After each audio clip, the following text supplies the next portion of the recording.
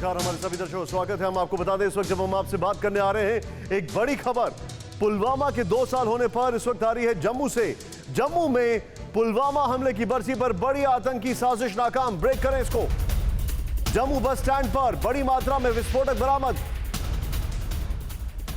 Jammu police ने पुलवामा के रहने वाले संदिग्ध को पकड़ा गया संदिग्ध अल बदर का आतंकी बताया गया है। इस वक्त ये बड़ी खबर जम्मू बस अड्डे पर बताया जा रहा है। जो जानकारी आ रही है अलग अलग जगह से, जो इंफॉर्मेशन है उसके हिसाब से करीब 7 किलो विस्फोटक बरामद किए गए। 7 किलो। और जो एग्जैक्ट क्या है ये पूरी डिटेल लूंगा मैं। अंकित मेरे साथ है। अंकित, पूरी जानकारी दीजिए। देखिए निशांत, जम्मू कश्मीर पुलिस को बड़ी कामयाबी मिली है। जो हमारे सूत्र है वो साफ तौर पे कह रहे हैं कि जो एक्सप्लोजिव रिकवर किया गया है वो 7 किलो आईडी रिकवर किया गया है। और ख़ास बात ये कि जो संदिग्ध गिरफ्तार किया गया है वो अलबदर का है। और साफ तौर पे जो आतंकी जो था, जो गिरफ्तार किया गया है वो पुलवामा का ही रहने वाला है। लेकिन इन सब के बीच निशान 6 तारीख को जिस तरीके से हायतुल्ला मलिक को गिरफ्तार किया गया, उसके बाद जम्मू के अंदर कई रेड जो है जम्मू कश्मीर पुलिस ने की। साथ में जम्मू के आउटर में भी कई रेड्स हुई। कल ही हमने देखा कि बड़ी ब्राह्मणा में जिस तरीके से एक आतंकी को गिरफ्तार किया गया, टीआरएफ का आतंकी था। एक बड़ी कामयाबी जो है वो लगातार जम्मू कश्मीर पुलिस को मिलती हुई नजर आ रही है।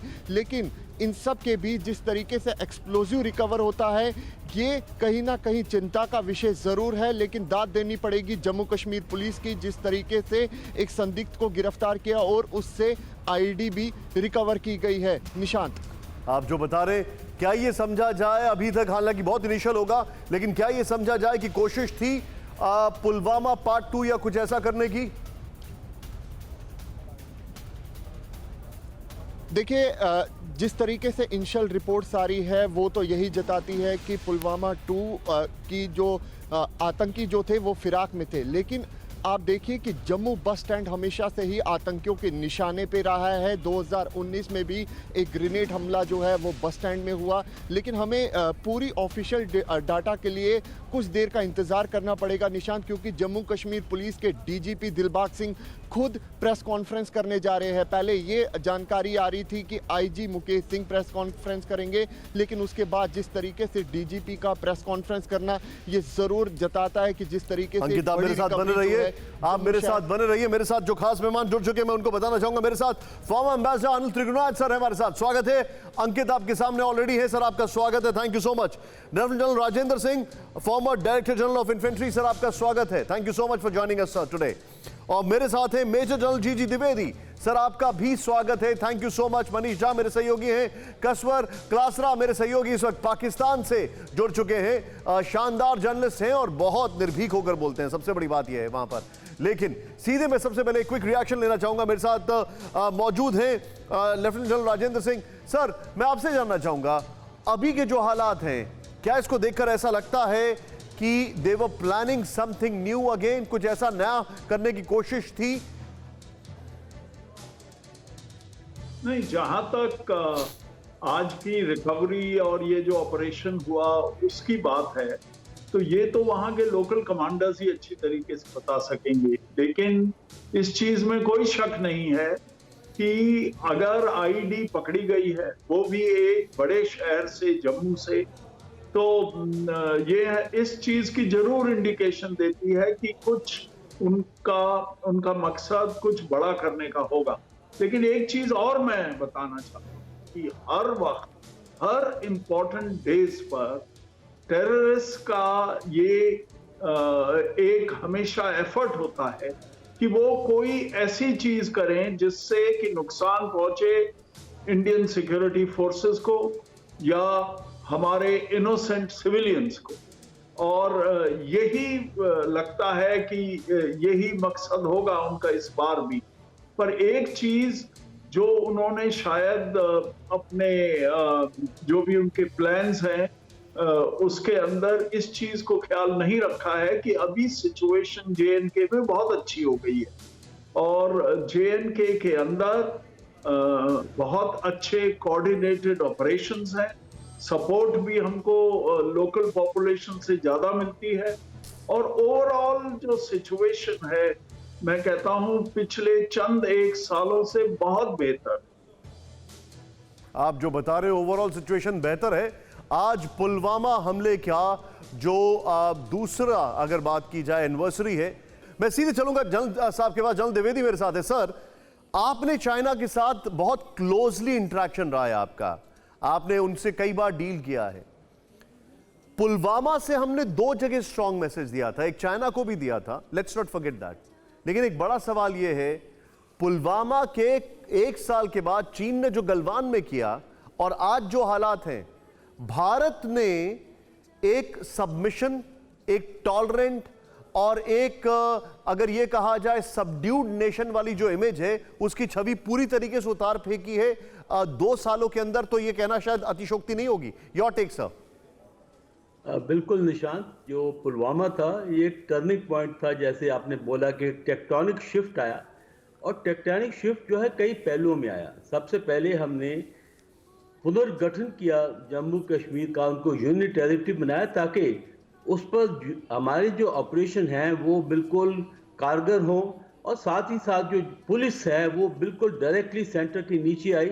तो इसमें एक ग्राउंड पोजीशन में बहुत बदलाव आया, और आप देखोगे कि आतंकी घटनाएं कम हुई, और पाकिस्तान से भी हमने उसके अंदर जाके भी ये जो स्ट्रेटजी बनाई थी बालाकोट की, एक इसमें बहुत ही मोड़ आया कि हम आतंकवाद जो है अपने ही धरती पर नहीं, हम पाकिस्तान के अंदर भी जाके लड़ेंगे जी। दूसरा जो पुनर्गठन हुआ, ले को हमने अलग एक यूटी बनाया, तो चाइना बहुत बुखलाया, क्योंकि चाइना जो है अक्सर चीन पर इसका कब्जा है। 62 की लड़ाई में इसने हमसे छीना था, और उसको भी लगा कि देखो भारत जो है पुनर्आक्रमण कर सकता है, और उसको एक काफी चिंता हुई, और इसमें पाकिस्तान और चाइना ने काफी गठबंधन किया। आपको पता है कि पीओ के अंदर उन्होंने काफी इन्वेस्टमेंट की है, जो सीपैक है, चाइना इकोनॉमिक पाकिस्तान कॉरिडोर जो बनाया है, उसमें बहुत इन्वेस्टमेंट किया। तो इसलिए चाइना के ऊपर बहुत असर पड़ा बालाकोट का, कि उनको लगा कि अभी भारत जो है आक्रामक नीति अपनाया है। तो इसलिए उन्होंने ये पिछले मई में उन्होंने अंदर आए, इनकशन की, और उसका भी देखो आप, उनको बहुत मुंह तोड़ जवाब मिला। और जैसे आपने बताया कि मेरा चाइना का बहुत अनुभव है, तो चाइना जो है ये इज्जत करता है जो कि इसके इसकी ताकत को इस्तेमाल करते हैं।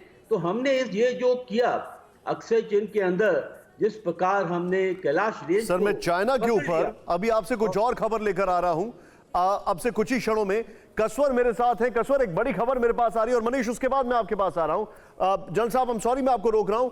राजस्थान बॉर्डर पर बड़ी साजिश रच रहा है पाकिस्तान। बड़ी खबर, सीमा पर सुरंग बनाने में जुटी है पाकिस्तान आर्मी। पाकिस्तानी एक्टिविस्ट अमजद अयूब मिर्जा का बड़ा खुलासा, एक्सरसाइज की आड़ में कई सुरंगें खोदी जा रही हैं, ये उन्होंने कहा है। और मैं चाहूंगा कि उन्होंने जो कुछ भी कहा है जरा ब्रेकिंग के साथ उनका पूरा बाइट सुनाएं।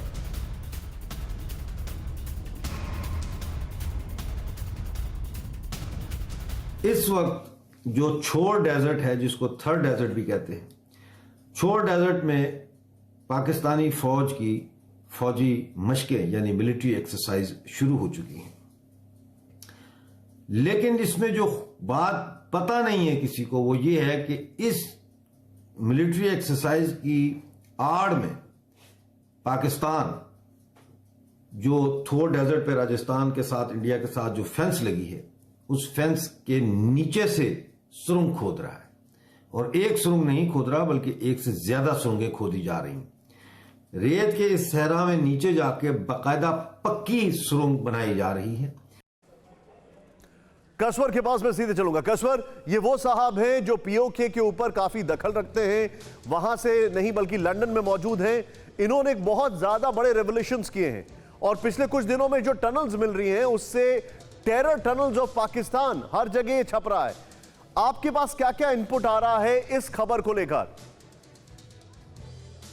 निशांत, मेरे पास जो इनपुट है उसके मुताबिक इसमें तो कोई शक नहीं है कि लाइन ऑफ कंट्रोल के ऊपर, राजस्थान साइड के ऊपर, इन जगहों पर पाकिस्तान की जो मिलिट्री है वो बहुत ज्यादा एक्टिव हो चुकी है। और जिस तरह हमने पहले भी बताया था कि भले चाइना और इंडिया का स्टैंड ऑफ क्लियर हुआ है, चाइना पीछे हट गया है और जिसका पाकिस्तान में बड़ी बाज़गर सुनाई दी है और यहाँ पे लोग बड़े डिसअपॉइंटेड हुए हैं, लेकिन इसके बावजूद जो लाइन ऑफ कंट्रोल है, राजस्थान का बॉर्डर है, वहां पर ये बहुत एक्टिविटी इनकी बहुत ज्यादा देखने को मिल रही है। और आपको पता होगा इस वक्त पाकिस्तान नेवी की क़यादत में 45 जो नेवीज हैं, जिसमें यूनाइटेड स्टेट, चाइना, रशिया और मुल्क शामिल है, वो कर रहे हैं। लेकिन मेरे पास इस किस्म की जानकारी नहीं है कि ये सुरंगें खोदी जा रही हैं या किसी किस्म के अटैक की इमीडिएटली तैयारियां हैं। Okay. ये इन्फॉर्मेशन मैं क्लियर नहीं कर सकता। अंडरस्टूड, कोई बात, फेयर इनफ। लेकिन कसवर, मैं आपसे आई टेक वन लिबर्टी कसवर, क्योंकि मैं थोड़ा आगे बढ़ गया हूं, लेकिन फिर भी मुझे बताइए, पुलवामा के बाद पाकिस्तान की सोच, और पाकिस्तान एक एग्रेसिव कंट्री होता था, लेकिन हमने देखा वो बाद में पुलवामा के बाद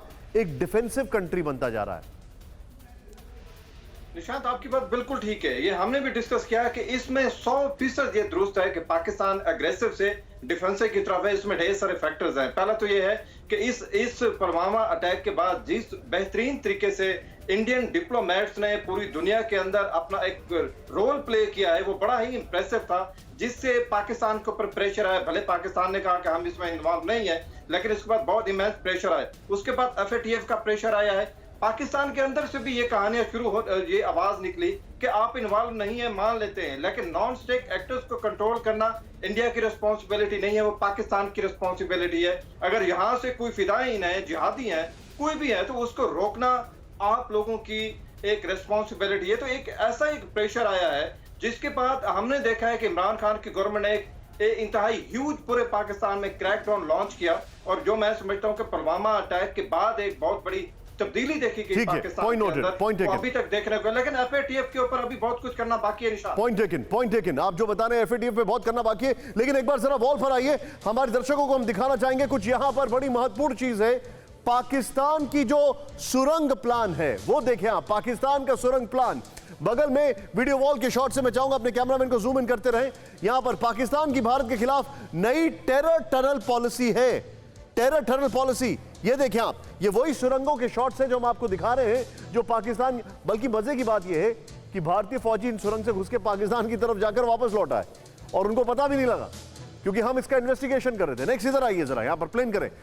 पाकिस्तान जम्मू और श्रीनगर में पिछले दिनों बॉर्डर के उस पार से आतंकियों को भेजने वाली कई टनल को सेना ने एक्सपोज कर दिया है। नेक्स्ट, चेंज ओवर करें, नीचे प्लीज जरा ब्रेकिंग दे दें। नेक्स्ट, पाकिस्तान आर्मी और ISI बॉर्डर के उस पार से 25 से 30 फीट की गहराई के अंदर आतंकियों को भेजने के लिए टनल बना रही है। नेक्स्ट, चेंज ओवर करें। पाकिस्तान आर्मी की कोशिश है कि भारतीय फौज का इन टनल के जरिए ध्यान भटकाया जा सके। पाकिस्तान पहले सीजफायर उल्लंघन की आड़ में आतंकियों को सरहद पार कराता था, लेकिन अब पाकिस्तान के हर सीजफायर उल्लंघन का करारा जवाब दिया जाता है। 2020 में ही पाकिस्तान ने 930 बार सीजफायर का उल्लंघन किया है।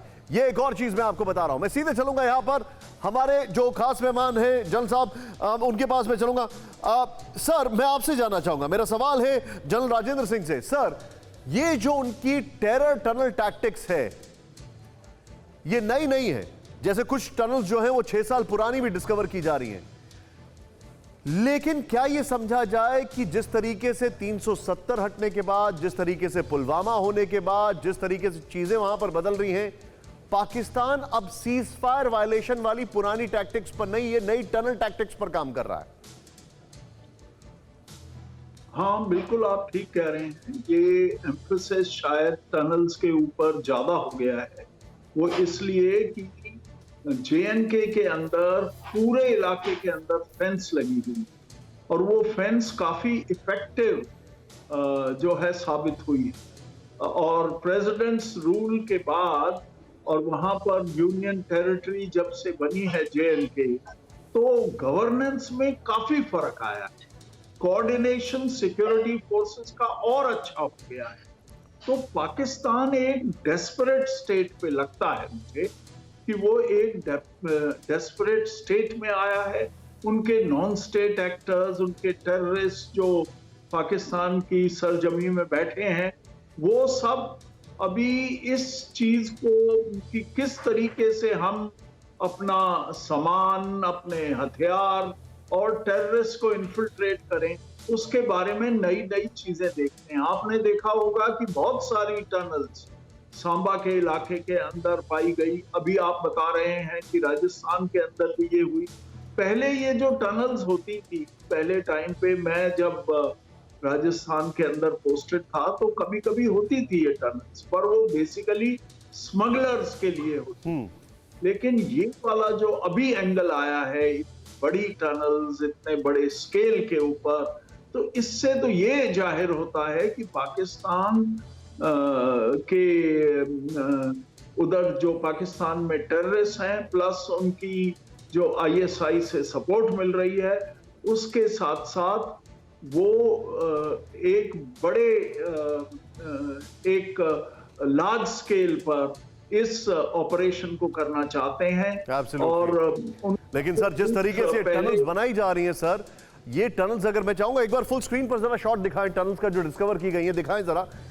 ये टनल्स बगैर बहुत ज्यादा मदद के नहीं बन सकती हैं, क्योंकि इसमें कितने टनों मिट्टी निकलती होगी और वो कहां जाती है, कैसे मदद की जाती है, ये अपने आप में एक बहुत बड़ी चीज है। खैर, वापस आते हैं बड़ी खबर मनीष शाह के पास मैं आ रहा हूं। पैंगोंग के उत्तरी और दक्षिणी हिस्से के सारे टैंक और हैवी व्हीकल हटाए गए। बड़ी खबर, ब्रेक करें शॉट्स के साथ। अब जवानों को कम करने की प्रक्रिया शुरू होनी है। एलएसी पर डिसएंगेजमेंट की प्रक्रिया पर भारतीय सेना की नजर सैटेलाइट की मदद से भी रखी जा रही है नजर। डिसएंगेजमेंट पूरा होने में लगेगा करीब 8 से 10 दिन का वक्त, और उसके बाद बातचीत होगी 48 घंटे के अंदर, पूरा डिसएंगेजमेंट होने के बाद। यानी कि अभी जो बड़े बड़े टैंक्स वगैरह हैं वो सब हटा दिए गए हैं, हैवी व्हीकल्स और बड़ी बड़ी चीजें हटा दी गई है। ये देखें, ये जो चीजें, मैं चाहूंगा वो टैंक्स वगैरह की जो चीजें हैं, वो टैंक्स वाले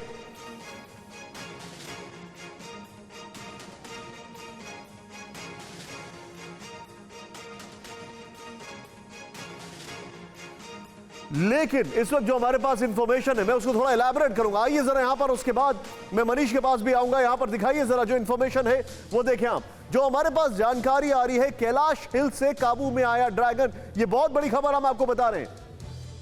भारतीय फौज की कैलाश हिल पर पकड़ बना लेना की वजह पीएलए पीछे हटने को मजबूर हुआ है। थोड़ा जूम इन करें इसको अभिषेक। विशेषज्ञों का मानना है कि इसके बाद चीन के पास पीछे हटने के सिवा कोई रास्ता नहीं बचा था। नेक्स्ट चेंज ओवर करें। किंग्स कॉलेज लंदन के प्रोफेसर हर्षवी पंत ने कहा है कि भारतीय सेना की मजबूत स्थिति और मौसम के आगे चीन बेबस हो गया। चीन के लिए अब यह संभव नहीं रह गया है था कि उसके सैनिक एलएसी पर बने रहे।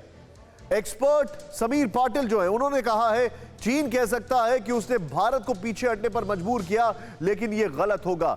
मैं चाहूंगा इस ग्राफिक्स और ब्रेकिंग के साथ सीधे हमारे मेहमानों पर आए। मनीष, सारे एक्सपर्ट्स का यह कहना है कि हमारी जो टैक्टिक्स थी उसके आगे चीन झुक गया है।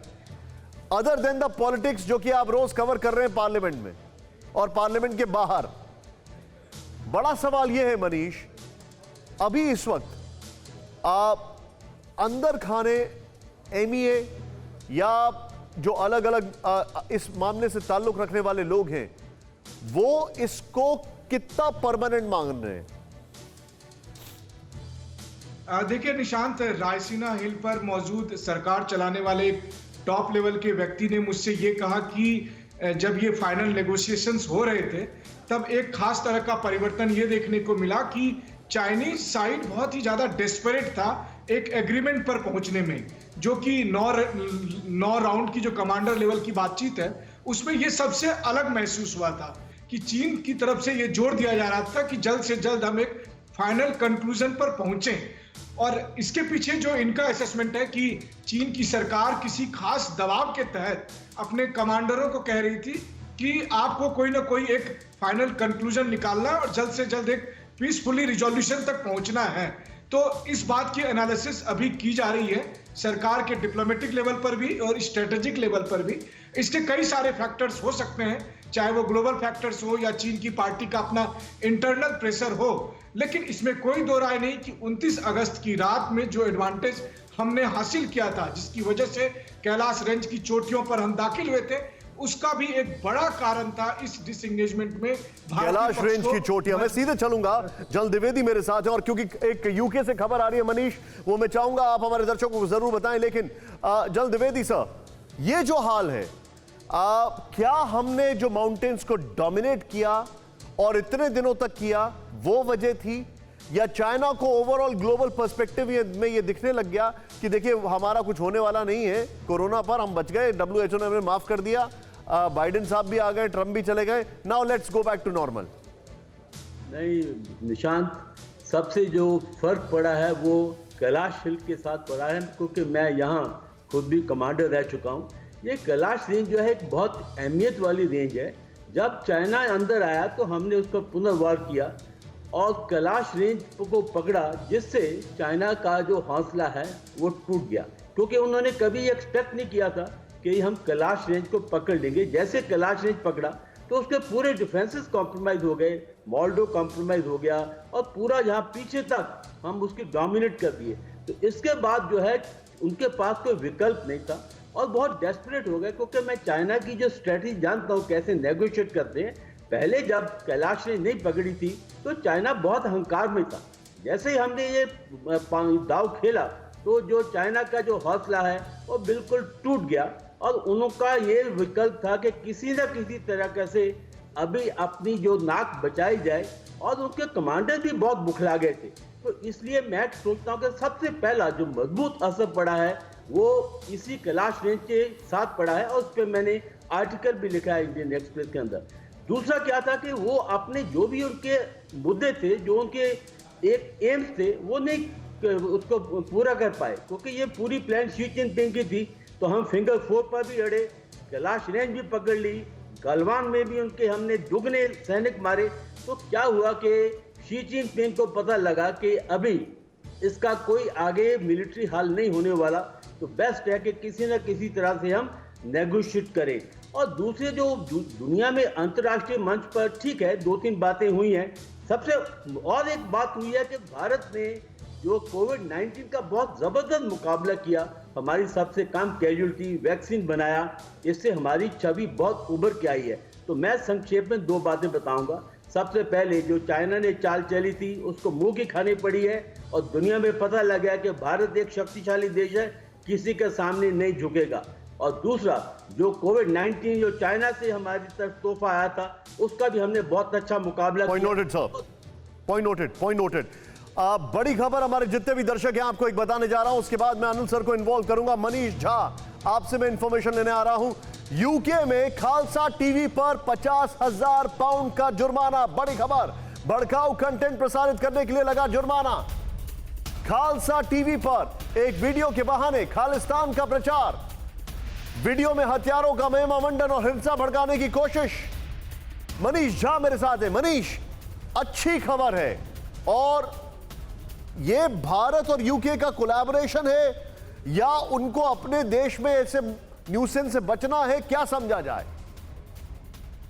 देखिए इसके दोनों पहलू हैं। भारत सरकार की तरफ से भी लगातार ब्रिटेन सरकार पर यह दबाव दिया जा रहा था कि वो अपने यहाँ ऐसे तमाम संगठन के काम पर नियंत्रित करे, अंकुश लगाए जो भारत विरोधी घटनाओं में संलिप्त है। और उसी के तहत खालसा टीवी में जब इस तरह से महिमा मंडित और प्रचारित करने की कोशिश की जा रही थी तो वहां की अथॉरिटी ने अभी फिलहाल इस पर अंकुश लगाने के तहत कुछ जुर्माना लगाया है। इतना ही नहीं, आपको याद होगा कि ग्रेटा वाले मामले में जो टूल किट आया था उसकी वो भी वेबसाइट यूके में ही रजिस्टर्ड थी, जो कि सिटीजन फॉर जो कि एसएफजे के द्वारा कंट्रोल हो रही थी। तो यूके एक ऐसा सेंटर बनता जा रहा है जो कि लगातार भारत विरोधी गतिविधियों को संचालित करने के लिए एक सॉफ्ट स्टेट के तौर पर बिहेव कर रहा था, जहां पर भारत सरकार के कड़ी आपत्ति के बाद अब कार्रवाई हो रही है। आप जो बता रहे हैं बड़ी इंपॉर्टेंट इंफॉर्मेशन है। आप अपने दर्शकों को डिटेल देना चाहूंगा, उसके बाद मैं अनिल सर के पास आऊंगा। सर ध्यान से देखिए, यहां पर जो हमारे पास इंफॉर्मेशन है, ब्रिटेन में टीवी पर खालिस्तानी प्रचार। बड़ी खबर ये देखें आप, जो मैं आपको बग्गा और शेरा नाम से भड़काऊ वीडियो प्रसारित करने पर खालसा टीवी पर 50,000 पाउंड का जुर्माना। नेक्स्ट चेंज ओवर करें। वीडियो में 2017 में लुधियाना में आरएसएस लीडर रविंद्र गोसेन की हत्या के आरोपी हरदीप शेरा और रमनदीप बग्गा का महिमा मंडन। चेंज ओवर करें। रिपोर्ट के मुताबिक इन दोनों का अलग खालिस्तान के पक्ष में ऑनलाइन ब्रेन वॉश किया गया था। नेक्स्ट चेंज ओवर करें। वो यहां पर शेरा और बग्गा ने 2015 में दुबई में ट्रेनिंग ली थी। शेरा पर 7 हिंदूवादी नेताओं की हत्या का आरोप है। वीडियो में खालिस्तान समर्थक आतंकी हरमिंदर सिंह निहंग को श्रद्धांजलि भी दी गई। वीडियो के बीच बीच में आपत्तिजनक और भड़काने वाले जो टेक्स्ट है वो भी डाले गए। लेकिन मैं आपको जो बताने वाला हूं, एक तरफ यह है और दूसरी तरफ जरा ध्यान से देखें, भारत की हिट लिस्ट में 9 खालिस्तानी आतंकी हैं। देखें आतंकी कहां कहां क्या क्या गुनाह कर रहे हैं। इधर देखें आप, गुरमीत सिंह उर्फ बग्गा आतंकी है, कहां है? हैम्बर्ग जर्मनी में। गुना पाकिस्तान सिख चरमपंथी रंजीत सिंह का करीबी।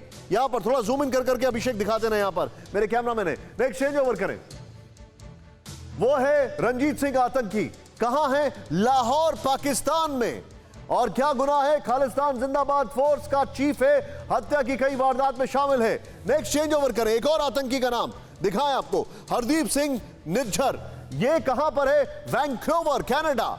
Germany, Pakistan, Canada, Khalistan tiger force से लिंक, भारत में हमलों में शामिल। नेक्स्ट चेंज ओवर करें, भूपिंदर सिंह भिंडा जो है वो देखें, फ्रैंकफर्ट जर्मनी में। पाकिस्तान में बैठे रंजीत सिंह का करीबी बाबा गुरिंदर सिंह हत्या में 4 साल 7 महीने जर्मनी की जेल में और फिर रिहा हो गया। नेक्स्ट वाधवा सिंह, यहां पर, यह कहां पर है? लाहौर पाकिस्तान। बब्बर खालसा इंटरनेशनल का चीफ, भारत में हिंसा की कई वारदात में शामिल।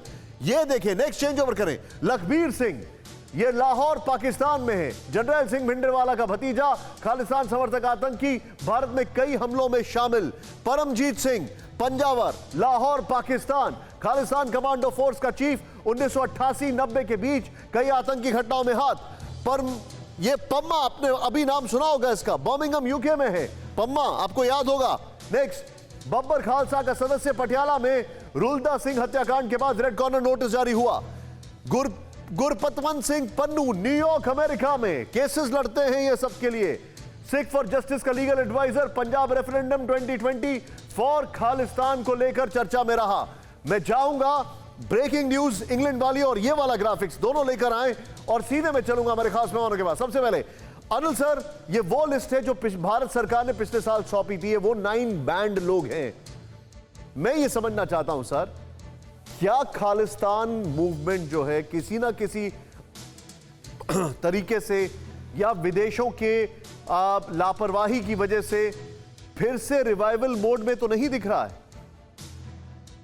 नहीं, ऐसा तो नहीं है, लेकिन यह है कि ये हमेशा काफ़ी सालों से अगर आप देखें तो चाहे वो यूएसए रहा हो या कनाडा रहा हो या ये यूके, मेनली यहाँ पर काफ़ी सारे जो ये खालिस्तानी समर्थक लोग हैं या वो सपोर्ट करते हैं, वहाँ से फंडिंग भेजते हैं और इस मूवमेंट को चलाते रहते हैं लगातार। तो वो वहाँ पे लीगल सिटीजन्स हैं उस मुल्क के, लेकिन वो इस तरह की हरकतें कर रहे हैं और वो हमेशा करते रहते हैं। जब भी उनको थोड़ा सा मौका मिलता है तो वो उसमें आगे आ जाते हैं और उनके वहाँ पे मीडिया चैनल्स हैं, सोशल मीडिया कनेक्टिविटी सारा जगह जगह इस तरह से है वहाँ काफ़ी। आपको पता है कुछ दिन पहले हमारे एक बहुत 80s में हमारे एक डिप्लोमेट थे रविंद्र महात्रे, उनका भी किडनैप हुआ था और बाद में उनको मार दिया गया इसी तरह के ग्रुप्स के थ्रू। तो ये सब अभी उनकी 2-3 मेरे ख्याल से लास्ट वीक की एक उनकी वो एनिवर्सरी थी इसकी जी। तो ये जो है वहाँ पर ये ग्रुप्स बन रहे हैं, लेकिन भारत सरकार और हमारे हाई कमीशन हमेशा इस बात में प्रेशर डालते रहते हैं वहाँ की सरकारों के ऊपर में। दूसरा, जहाँ तक आपने यूके के बारे में कहा, तो अगर आप देखें तो पिछले जब से बोरिस जॉनसन आए हैं, पहले उनको हमने रिपब्लिक डे पे बुलाया था। इस वक्त रिश्ते जो है यूके के साथ एक नई सीमा पे पहुँचे हैं और यूके भारत को आज एक बहुत ही अपना करीबी मित्र मानने की कोशिश कर रहा है और डेवलप कर रहा है। ट्रेड, चाहे ट्रेड एग्रीमेंट हो, अभी G7 की उनकी मीटिंग होने वाली है, उसमें भी उन्होंने भारत को बुलाया हुआ है। तो मैं ये समझता हूँ कि जो ये इस तरह की जो चीज़ें हैं वो ये नहीं चाहते कि कोई एक इशू बना रहे, इसलिए उसको जैसे ही अगर वो उनके सामने आता है तो उसको वो कम करने की कोशिश करते हैं। हालांकि एज आप जानते हैं इन सब कंट्रीज़ में जो लीगल सिस्टम है वो इतने कन्वोल्यूटेड है कि वहाँ पे बड़ा मुश्किल है किसी भी चीज़ को एकदम से उठा पाना। लेकिन ये है कि सरकार जितना कर पाती है वहाँ पे वो करना चाहिए हमारे कोऑपरेशन में। और कोई भी चीज़ जो भारत के खिलाफ है अगर, तो उसमें हमें उनके ऊपर प्रेशर मेंटेन करना पड़ेगा, चाहे वो कैसे कोई भी हो, चाहे वो दोस्त हो या पाकिस्तान जैसे मुल्क हो। सबके ऊपर हमें इस बात का करना है कि भारत की अलगाववाद जो लोग वहाँ बैठे हुए हैं उनको किसी तरह की शरण या उनको किसी तरह का कोई एनकरेजमेंट। सर, क्या विदेशी countries are they acting enough? बहुत संक्षेप में सवाल पूछा हूं, बहुत संक्षेप में जवाब दीजिएगा।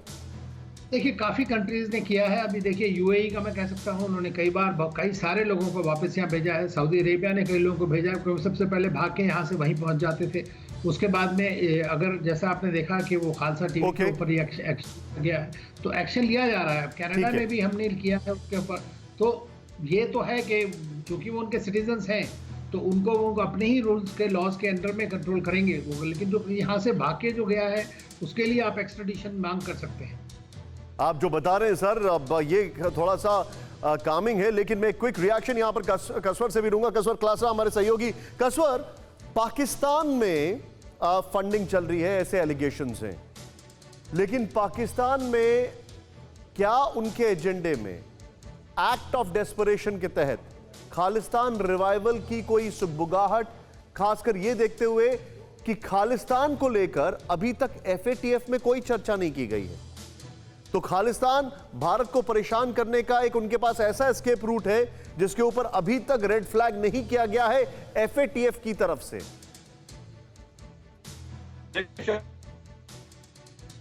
कॉरिडोर था वो ओपन करने की बातें हुई थी, जो कि हमने देखा सक्सेसफुली लॉन्च हुआ, तो उसमें ये बातें हो रही थी कि शायद पाकिस्तान ये चाहता है कि किसी तरीके से खालिस्तान रिवाइवल की बातें हो, लेकिन ये सिर्फ स्पेकुलेशन थी। मैं आपको यहाँ पे बताऊं अपने सारे दोस्तों को कि पाकिस्तान ने ही एक्चुअली इंडिया को हेल्प किया था। जो ये बेनजीर दौर में लिस्टें उन्होंने दी थी कि कौन से सिख लीडर क्या क्या काम करें। गोल्डन टेम्पल का जो वाक़या था वो यहाँ पे अभी भी यहाँ पे मौजूद है। पाकिस्तान के बहुत बड़े एक वो है पॉलिटिशियन है एतजाज हसन, उस वक्त प्राइम मिनिस्टर बेनजीर भुट्टो की उसके ऊपर गए थे, लिस्टें शेयर की थी। उसके बाद इंडिया ने सक्सेसफुली एक लॉन्च किया था क्रैकडाउन, उसके बाद ये सारी कहानी खत्म होती। मेरा ख्याल है कि इस वक्त पाकिस्तान अफोर्ड ही नहीं कर सकता इस किस्म की किसी तहरीक को सपोर्ट देने के लिए। एफएटीएफ की बातें हम कर रहे हैं, अब पाकिस्तान को मेरे पास एक बड़ी खबर आ रही है। जम्मू कश्मीर के आईजी मुकेश सिंह का बड़ा बयान। जम्मू में बड़ा धमाका करना चाहते थे आतंकी, मंदिर, bus stop, railway station target पर थे। करीब 6.5 किलो आईडी बरामद किया गया है। सुहेल के अलावा 2 और आतंकी गिरफ्तार किए गए हैं। यानी कि जम्मू कश्मीर से बड़ी खबर, आतंकी बहुत बड़ी घटना को अंजाम देने की फिराक में थे। मैं चाहूंगा जरा बाइक थोड़ा सा दिखा दें। और कल रात दौराने चेकिंग और गश्त हमने एक सुहेल नाम के लड़के को गिरफ्तार किया, जो सस्पिशियस कंडीशन में वहाँ पे घूम रहा था। उसके हाथ में एक बैग थी और जब उससे पूछताछ हुई तो बैग से तकरीबन 6-6.5 किलो की एक बहुत बड़ी आईडी बरामद हुई, जो एक्टिवेटेड नहीं थी। पूछताछ करने के दौरान उसने ये बताया कि वो नर्सिंग कॉलेज का स्टूडेंट है और चंडीगढ़ में पढ़ाई करता है, और उसको पाकिस्तान से अल बदर तंजीम के हुक्मरान के जरिए मैसेज आया था कि उसको यहाँ पे एक आईडी प्लेस करनी है। सीधे चलेंगे अंकित भट्ट हमारे साथ। अंकित, ओवर टू यू। दिखाइए ब्रेकिंग के साथ, अंकित को दिखाइए। करो यार जल्दी। कल शाम को यहाँ पर देखिए निशान, मैं आपको दिखाने की कोशिश करूंगा वो रिकवरी जो जम्मू कश्मीर पुलिस, देखिए निशान, मैं आपको रिकवरी दिखाने की कोशिश करूंगा। यहाँ पे आप देख सकते हैं ये पिस्टल है, 6 पिस्टलें रिकवर की गई है। अब मैं आपको सीधे आईडी एक्सप्लोजिव दिखाने की कोशिश करूंगा। जम्मू कश्मीर पुलिस की तरफ से साफ कहा गया है 7 किलो आईडी जो है जम्मू कश्मीर पुलिस ने रिकवर की है। ये वो एक्सप्लोजिव डिवाइसेस है जो साफ तौर पे टीवी स्क्रीन पे हमारे दर्शक देख सकते हैं। TV9 भारतवर्ष पे एक्सक्लूसिव तस्वीरें जो है ये साफ तौर पे अपने टीवी स्क्रीन पे भी देख सकते हैं। असला आप देख सकते हैं किस तरीके से भारी मात्रा में गोला बारूद के साथ आईडी रिकवर किया गया। ये देखिए किस तरीके से आतंकी जो थे पूरा प्लान बना के आए हुए थे। जम्मू कश्मीर पुलिस के आईजी मुकेश सिंह का साफ तौर पे कहना है तकरीबन 7 किलो आईडी जो है वो रिकवर की गई है। अभी भी जम्मू कश्मीर पुलिस जो है वो इस समय प्रेस कॉन्फ्रेंस कर रही है और यहाँ पे रिकवरी साफ तौर पे आप देख सकते हैं। आतंकी जो था जिसको कल देर रात गिरफ्तार किया गया है वो जम्मू बस स्टैंड से गिरफ्तार किया गया है और उसका नाम सोहेल बताया जा रहा है, जो पुलवामा का रहने वाला है और अलबदर का। TV9 भारतवर्ष ने सबसे पहले ये अपनी जो जानकारी थी वो अपने दर्शकों तक पहुंचाई थी। लेकिन आप देखिए अंकित, बहुत बहुत शुक्रिया इस जानकारी के लिए आपका। ये जो आप जानकारी दे रहे हैं, एक्सक्लूसिव जानकारी अंकित बता रहे हैं वहां पर क्या क्या रिकवर किया गया। अंकित, वेल डन।